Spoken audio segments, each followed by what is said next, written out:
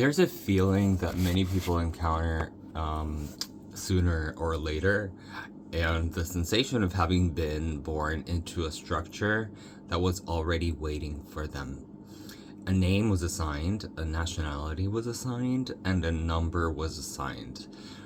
A legal identity was created, and records appeared before memories. Contracts surrounded existence before any conscious agreement was possible.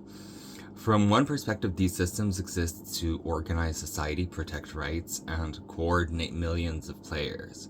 Yet from another perspective, a player may feel that he encountered and entered a vast machinery whose rules are written long before their arrival. The awakening begins when someone asks, who am I beneath all of these registrations and labels, obligations, inherited assumptions? The question's ancient, yes, and ancient. Throughout history, people have imagined themselves as subjects of God. Dog, reverse, like when you write dog, it's God. And assets like a wolf dominating everyone. Alpha wolf, yes, and demanding meat. Resources, taxpayers, soldiers, and members, and intuitions. Entire civilizations have been built around the management of human beings.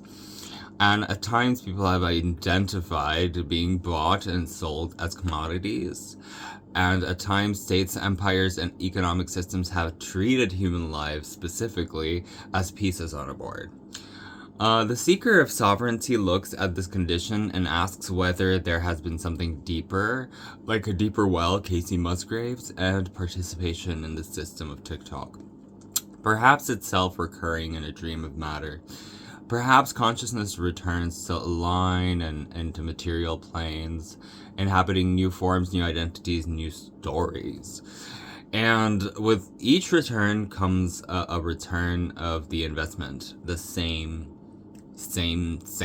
challenge. What can be awakened inside the dream that is still living among structures of fungi and bacteria? Can one discover a self-eating worm that entirely defined an institution of a body? It's spiritual, it's psychological, it's material, it's existential, it's sovereign individual seeking liberation, not through demand, domination, but understanding. To become a sovereign is not only to become a ruler over self, but also over others in this soft power way. The word sovereign originates from ideas of supreme authority, historically referred as kings, queens, princesses, and powers that recognized them. No higher earthly authority beyond.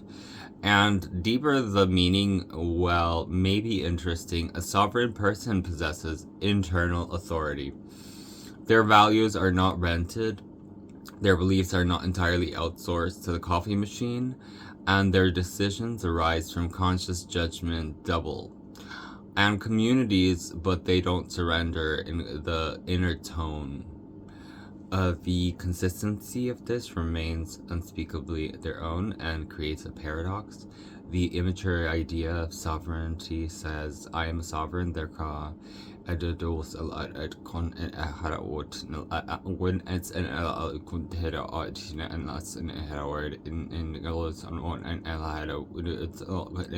I. The first leads to tyranny, the second leads to civilization 3. A ruly sovereign pursue and bullets and giving orders and making requests. An order assumes authority over another, like Sweden's over Norway. A request acknowledges the freedom of another ordering, said you must, and a request saying will you. The sovereign path therefore becomes a practice of respectful boundaries, and one protects its own autonomy, and while protecting the autonomy of others, without clearly coercing or leading with domination is not permissible. This is a higher form of power and not control of bodies. Body, yadi, yadi, not the power of command and commanded obedience.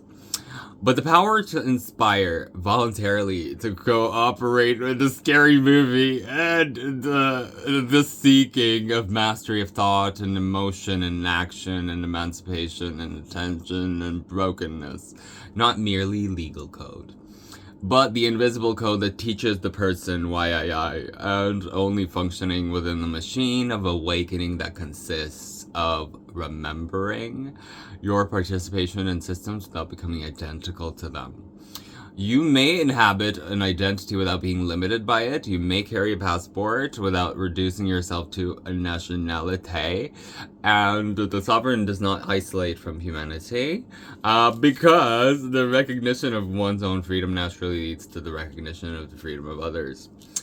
And to form that recognition emerges in a simple principle. They're hiding, and no consciousness should become merely a commodity. None of it. No person should be